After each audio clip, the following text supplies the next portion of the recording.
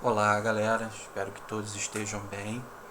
Então eu resolvi fazer uma mini videoaula explicando probabilidade a parte das contas, tá? Em particular, material que foi enviado na semana passada, que envolvia a probabilidade com interseção. Você tinha uma multiplicação de probabilidade. Só que antes de explicar o material que eu coloquei na semana passada, eu vou relembrar a definição de probabilidade, porque a probabilidade, a essência dela é essa fórmula, tá? Que é dado o quê? Que a probabilidade ela é o número de casos favoráveis dividido pelo número de casos possíveis.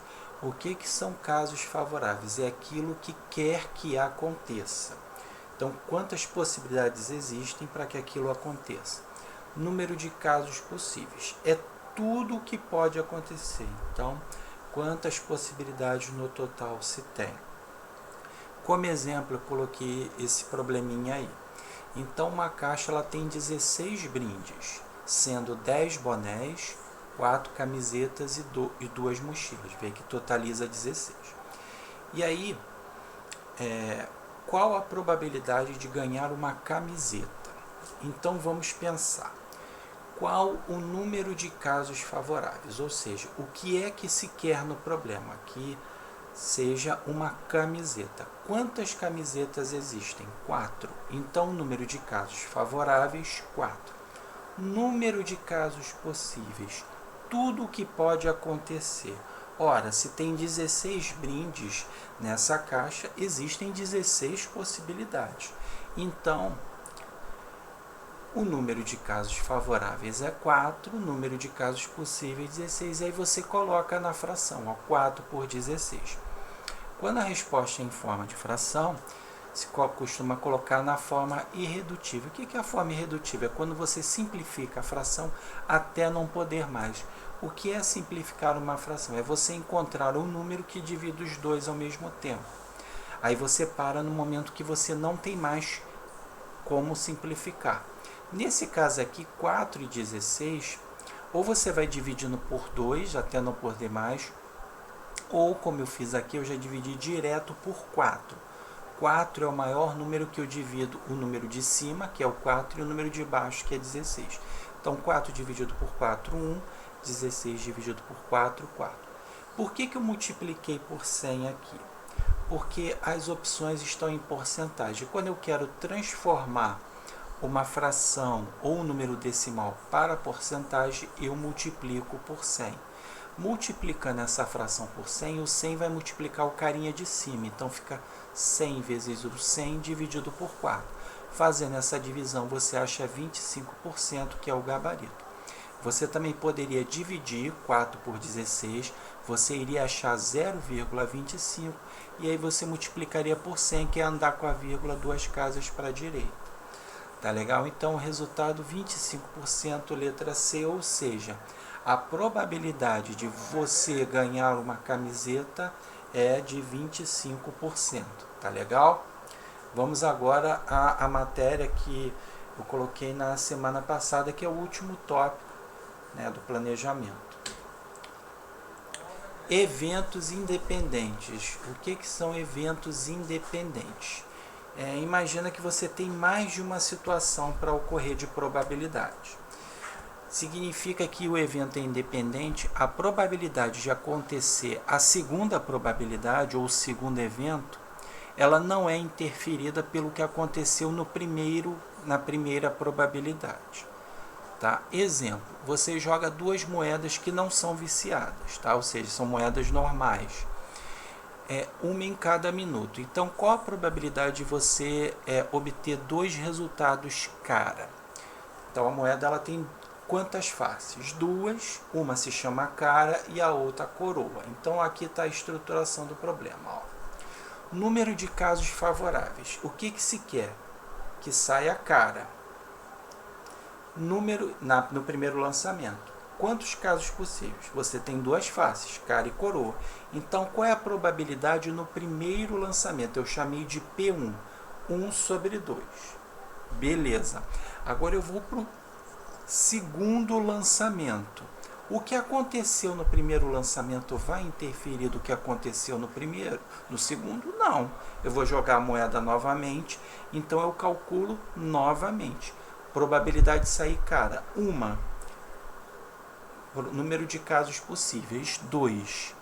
E aí, como eu quero a probabilidade de sair cara e cara, quando eu tenho esse E aqui, eu multiplico os dois resultados. Então, fica 1 sobre 2 vezes 1 sobre 2.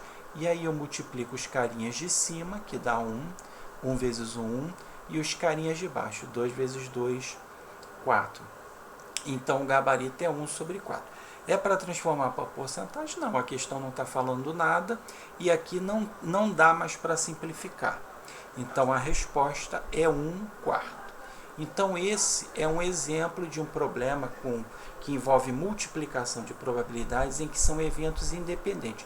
Repare que para fazer a segunda probabilidade, o que aconteceu na primeira não interferiu. Beleza? E agora vamos para o último tópico, que são os eventos dependentes.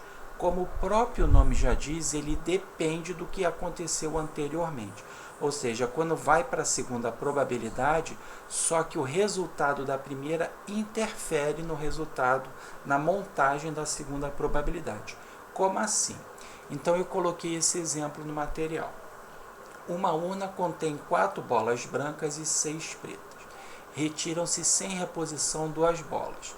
Qual a probabilidade de ambas serem brancas? O que é sem reposição? Então você tem uma urna, uma caixa, dentro dela tem 10 bolas, 6 brancas, 6 pretas e 4 brancas. Tirar sem reposição é o seguinte: você retira uma bola dessa urna e essa bola que você retirou não volta para a urna. Tá? Se fosse com reposição, se essa bola voltasse para a urna, nós cairíamos no exemplo anterior, porque a probabilidade não iria interferir porque essa bola voltou para a urna. Mas a partir do momento que ela não volta para a urna, isso vai interferir na resolução do problema. Você não precisa ficar muito ligado nos nomes, evento dependente ou independente. O que você tem que ficar atento é na montagem do problema. Então, fiz um esqueminha aqui com imagem, tá? Ó. Então, esse quadrado aqui, imagina que é uma caixa com a urna no primeiro momento, ou seja, antes de eu fazer a primeira retirada. Então, repare que eu tenho aqui 6 bolas pretas e 4 brancas. Então, eu quero que ambas saiam brancas, ou seja, eu quero que na primeira retirada a bola seja branca e na segunda também. Então, na primeira retirada, qual o número de casos possíveis? 10. Por que 10? Porque tem 10 bolas aí. Então, existem 10 possibilidades. Em cima, o número de casos favoráveis. O que se quer? Que saia bola branca. Quantas bolas brancas nós temos? 4. Por isso que ficou probabilidade 1, 4 sobre 10. Ok? Vamos para a urna no segundo momento. Repara que nesse desenho aqui não tem mais 10 bolas. Repara que eu retirei uma bola branca, porque considerando que a bola branca tenha saído no primeiro resultado. Então eu agora aqui, repara que na probabilidade o denominador, a parte de baixo da fração, não é mais 10, é 9. Por quê? Porque agora nós temos 9 bolas na urna. E em cima, por que é 3 e não mais é 4? Porque agora na urna tem-se 3 bolas brancas e não 4, porque considerou que ela saiu no primeiro, já que eu quero que saia 2 bolas brancas. E aí, para fechar a questão, aí é como no exercício anterior. Você multiplica as duas probabilidades. Então, fica 4 sobre 10 vezes 3 sobre 9. Então, você multiplica 4 vezes 3, 12. 10 vezes 9, 90. Simplifica até não poder mais. Você poderia dividir nos dois números por 2, já que eles são números pares. Mas, se você quiser dividir pelo maior número, que divide os dois ao mesmo tempo, é o 6. 12 dividido por 6 dá 2, 90 dividido por 6 dá 15. 2 sobre 15 é a resposta final. Por quê? Porque não tem mais um número que divida os dois ao mesmo tempo. E aí você para a resolução. Tá legal, galera? Então, esse é um resumo do material que eu enviei recentemente, tá legal? Espero que de alguma forma possa ajudar vocês a entender melhor o conteúdo, tá legal? Forte abraço!